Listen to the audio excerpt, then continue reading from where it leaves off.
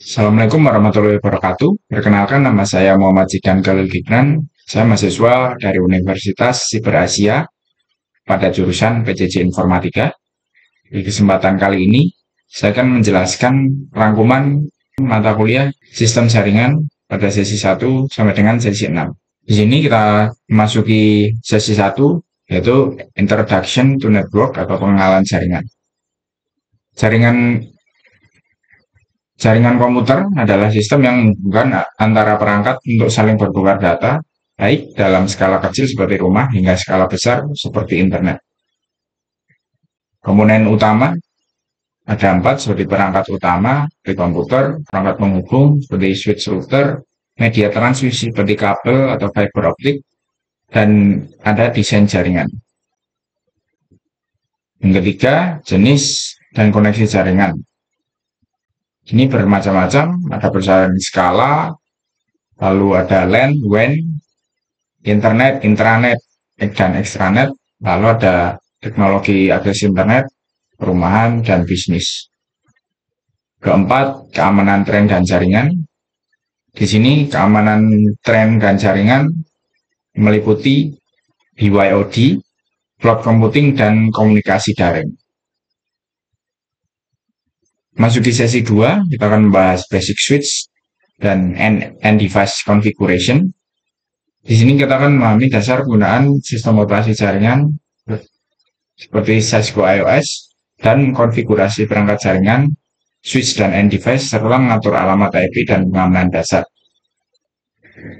Sistem operasi dan akses Cisco IOS, kita menggunakan CLI atau GUI.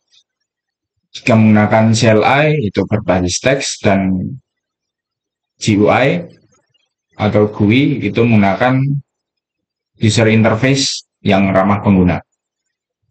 Metode aksesnya kita bisa menggunakan konsol, SSH, dan telnet. Dan terminal emulator bisa menggunakan PuTTY, Terraterm, atau Secure CRT. Dalam iOS terdapat mode-mode perintah seperti user exec, privilege exec, dan configuration mode.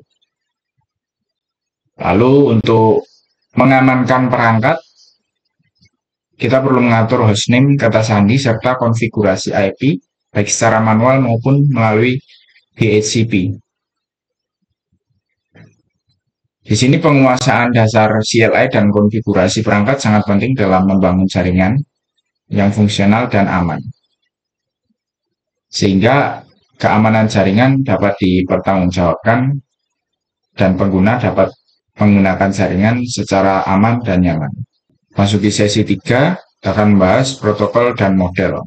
Komunikasi jaringan membutuhkan aturan atau protokol yang mengatur bagaimana data dikirim dan diterima. Protokol bekerja dalam lapisan-lapisan seperti pada model TCP/IP dan model OSI. Protokol seperti TCP/IP, HTTP, dan FTP bekerja sama untuk menjalankan proses komunikasi data.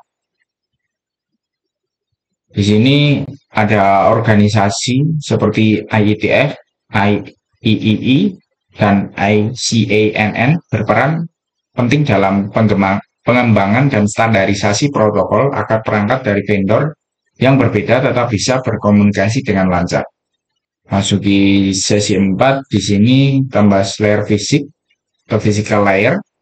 Layer fisik merupakan lapisan terbawah dari OSI yang bertugas mengubah data menjadi sinyal dan mentransmisikannya melalui media.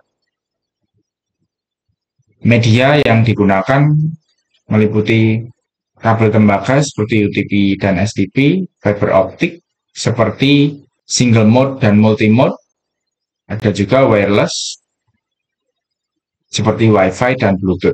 Di sini setiap media memiliki karakteristik sendiri seperti bandwidth, jarak jangkauan, dan tingkat gangguan. Pemilihan media harus disesuaikan dengan kebutuhan jaringan, lingkungan, dan anggaran.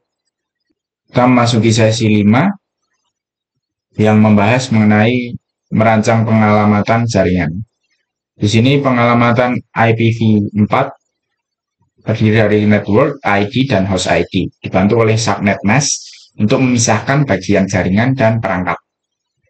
Nah, penggunaan notasi slash seperti /24 membantu menyederhanakan penulisan. Alamat IP dibagi menjadi private, public, dan spesial seperti loopback dan default root. Lalu yang keempat, kita memasuki teknik subnetting. Subnetting sendiri merupakan teknik membagi jaringan besar menjadi beberapa jaringan kecil untuk meningkatkan efisiensi dan keamanan. Subnetting dapat dilakukan berdasarkan jumlah subnet atau jumlah host yang dibutuhkan. Yang terakhir kita masuk ke sesi 6, yaitu konfigurasi switch pada jaringan. Konfigurasi switch pada jaringan Ethernet adalah teknologi dasar LAN yang bekerja di layer data link dan fisik. Switch digunakan untuk menghubungkan perangkat dalam jaringan dan bekerja lebih pintar dibanding hub karena mencatat alamat MAC dan mengatur pengiriman data secara efisien. Terdapat dua jenis switch, yaitu unmanaged yang bekerja otomatis tanpa konfigurasi, dan managed yang bisa dikonfigurasi, dimonitor, dan dilengkapi fitur keamanan seperti port security, spanning tree protocol, dan multicast filtering. Pengujian konektivitas switch dilakukan dengan ping antar perangkat. Jika berhasil, berarti jaringan telah terhubung dengan baik. Dari sesi 1 hingga sesi 6, kita mempelajari bagaimana jaringan komputer dibentuk, dikendalikan, diamankan, dan dioptimalkan melalui perangkat, protokol, serta konfigurasi yang tepat. Pemahaman menyeluruh ini menjadi bekal penting untuk menjadi administrator jaringan yang kompeten dan siap menghadapi kebutuhan teknologi informasi di masa kini. Sekian presentasi dari saya. Jika ada kurang lebihnya saya mohon maaf. Wassalamualaikum warahmatullahi wabarakatuh.